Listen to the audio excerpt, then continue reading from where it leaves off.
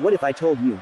The biggest match in WWE history is closer than we think. For years, fans have dreamed about it, fantasy booked it, debated it. The Rock versus Roman Reigns. Cousin versus cousin. Icon versus champion. The people's champion versus the tribal chief. And now, the signs are everywhere. Let's break this down. Roman Reigns has ruled WWE with dominance.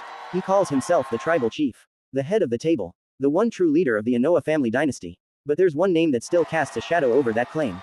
The Rock. Because no matter how dominant Roman has been, The Rock is the global icon. The megastar. The Hollywood legend. And in Roman's world, there can only be one head of the table. Recently, subtle teases have fueled speculation. Social media interactions. Cryptic comments. Long pauses during promos. When Roman says, "I run this family," fans immediately think of one man. The Rock. Now imagine this. WrestleMania. The lights dim. Roman stands in the ring, championship on his shoulder.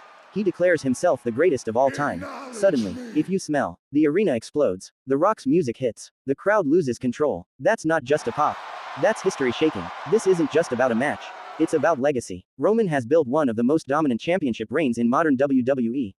But critics still say, he hasn't beaten The Rock.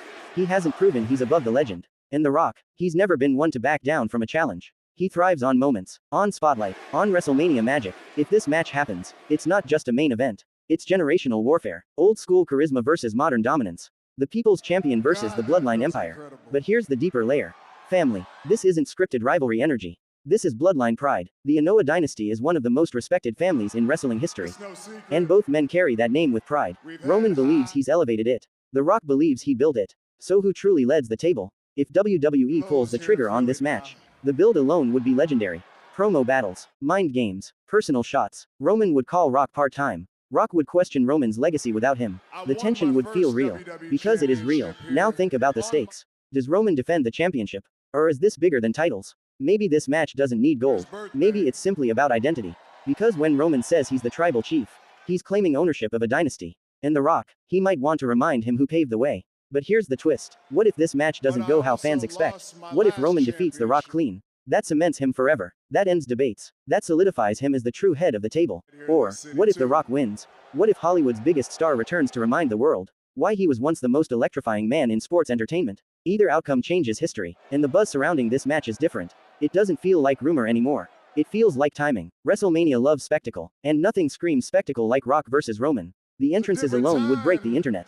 Fireworks, family members at ringside, crowd chants shaking the arena. It would be more than a match. It would be a cultural moment. And let's be honest, Roman has beaten almost everyone. But he hasn't beaten The Rock. And until he does, there's always a question mark.